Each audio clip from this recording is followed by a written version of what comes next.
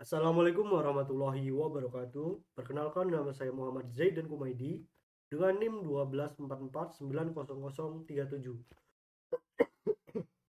Baik, di sini saya akan menjelaskan fungsi PIN ESP32 yang akan saya gunakan sebagai tugas besar, dan jelaskan komunikasi yang dipakai microcontroller serta jelaskan program komunikasi I2C, UART, dan SPI. Baik, di sini saya menggunakan ESP32 dengan jenis DevKit V1.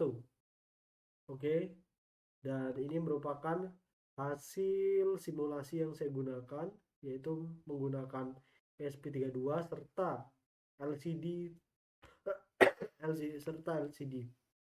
Nah,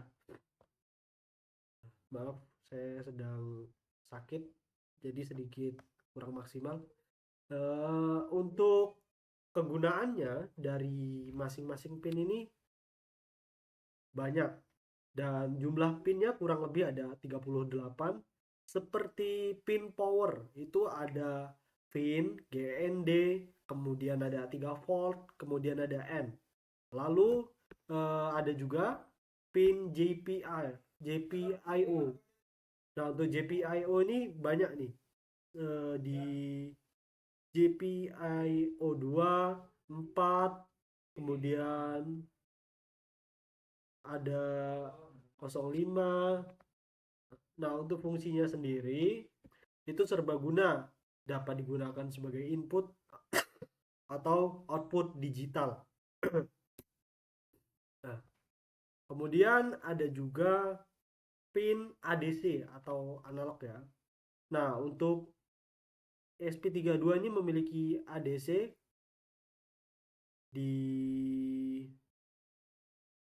JPI 032, JPI 039.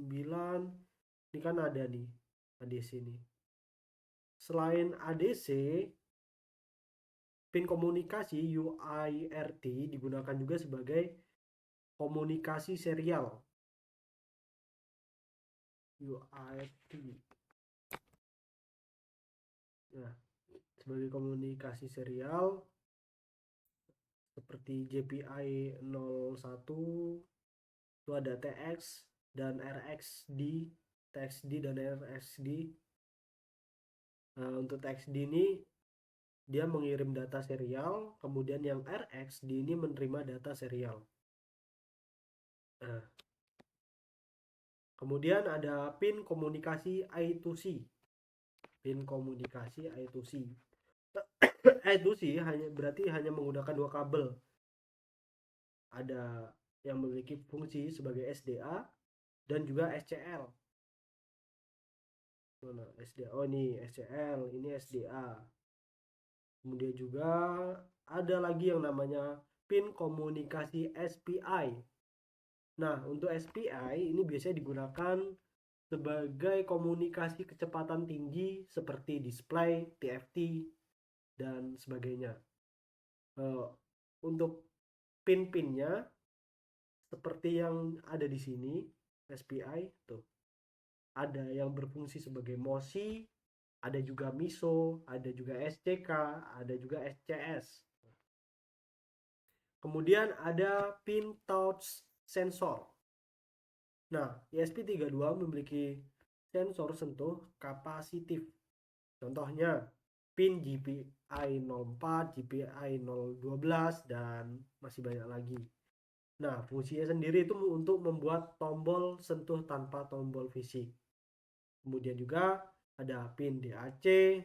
ESP32 memiliki DAC yang sebagai fungsinya yaitu sebagai sinyal, menghasilkan sinyal analog atau audio sederhana. Oke, mungkin untuk pin-pinnya ini sudah saya jelaskan. Saya akan langsung ke hasil simulasi saya menggunakan Walkwie. Nah, ini menggunakan Walkwie. Nah,